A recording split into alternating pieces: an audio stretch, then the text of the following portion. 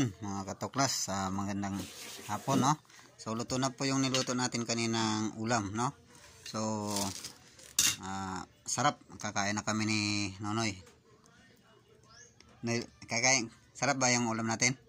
Fried chicken, di ba? Fried chicken, no. Sabihin mo hello. Sabihin mo hello katuklas. Hello. Yan. Kakain na tayo mga katuklas, no. Ito yung ulam natin ngayon. Sobrang sarap, no. Kasi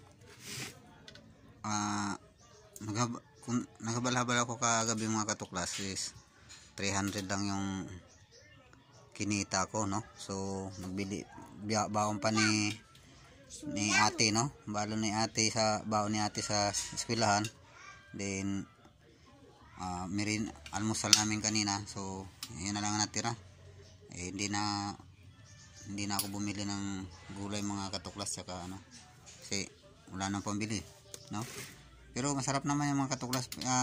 Lambing ko lang sa inyo mga katuklas, baka naman, no, may pwede nyo ipa-LBC kung may kayo dyan, may sibuyas, tsaka kamatis, no, then gulay, no. Lambing ko lang naman sa inyo yan mga katuklas, kung baka naman. Yan, at least alam nyo yung masarap na buhay dito sa probinsya, di ba? Kaysa naman sa magkukunwari tayo, no, na marami tayong pagkain, marami tayong pera, no. So yan, maganda yung kung hindi tayo nagpa-plastic sa ating sarili. Importante may pagkain tayo, may mailagay tayo sa importante may mailagay kami sa aming sikmura, na hindi kami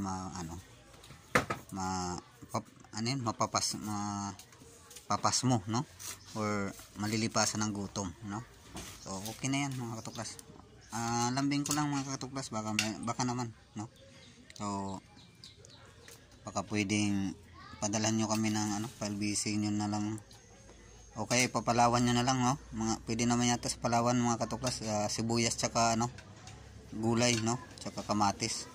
Kasi sa sunod bukas kung mayroon, ilahok natin dito, no. Sige, yan mga katuklas, kain tayo. Sarap to mga katuklas. Sarap. Sarap nga. Sarap talaga. Sarap. Yan. Bukas mga katuklas, no, kung may pwede nyo ipapalaban na lang, o kaya ipa-LBC, no. Sibuyas, alambing ko lang naman sa inyo, sibuyas lang, tsaka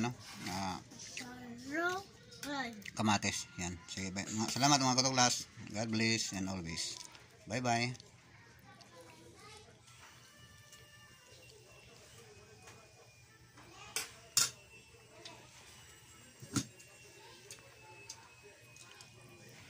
Sarap.